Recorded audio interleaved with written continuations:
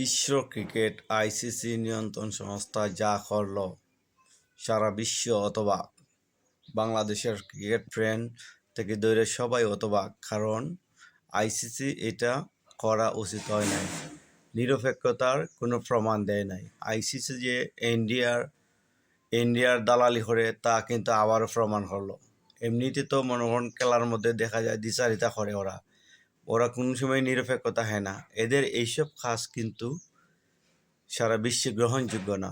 ওরা কিন্তু ওই যে ইন্ডিয়ার প্রভাবে এই যে রায়গুলি দিছে না, সিদ্ধান্তগুলি দিছে, ইন্ডিয়াতে কোনো সমস্যা নাই। তাহলে সমস্যা যদি না হয়ে থাকে, তাহলে তোমরা কেন বলছিলা বাংলাদেশের যাত্রী পরে ইন্ডিয়াতে ঘুরতে পারবে না?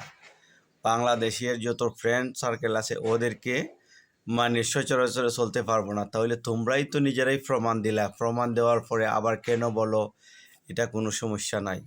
ইন্ডিয়াতে অবশ্যই সমস্যা আছে। ইন্ডিয়ার উগ্রপন্থী হিন্দুরা কিছুদিন আগে বাংলাদেশ মনে করে ইন্ডিয়ার লোককে মেরে ফেলছে। এটা কোনো সমস্যা না? এরা যে এত উগ্রপন্থী, কিছুদিন পূর্বে খ্রিস্টানদের যখন ক্রিসমাস ছিল, খ্রিস্টানদের যেসব প্রোগ্রাম ছিল ওইগুলিতে গিয়ে ওরা আক্রমণ করছে। ইন্ডিয়ার উগ্রপন্থী হিন্দুরা কোনো দিনও ওরা অন্যদেরকে পছন্দ করে না। বাংলাদেশে এক দুইটা ঘটনা হইতে পারে, ইন্ডিয়াতে শত শত হাজার হাজার ঘটনা হয়েছে। ইন্ডিয়ার মোদী সরকার এই যে রাজনীতি করে, এই রাজনীতি আইনা ক্রিকেটে মিসকার করছে, এটা কিন্তু সারা বিশ্বের মানুষ গ্রহণ করে নাই। হইতে পারে আইসিসির চাপে পড়া এই যে ইলেকশন দিছে, ভোটাভুটি দিছে, এইটাতে হয়তো মানুষ আইসিসি কোনো চাপ সৃষ্টি যাতে না করে, এই জন্য মানুষ ওদের পক্ষে ভোট দিছে। ভোটটা কিন্তু এটা এই যে প্লেন ইয়া হয়, নিরপেক্ষভাবে ভোটটাও হয় নাই। এটা ইন্ডিয়ার চাপে পড়া, আইসিসির চাপে পড়া ওরা ভোট দিছে।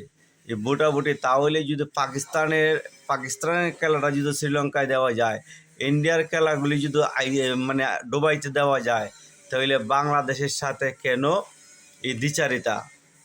এদের কোনো নৈতিকতা নাই।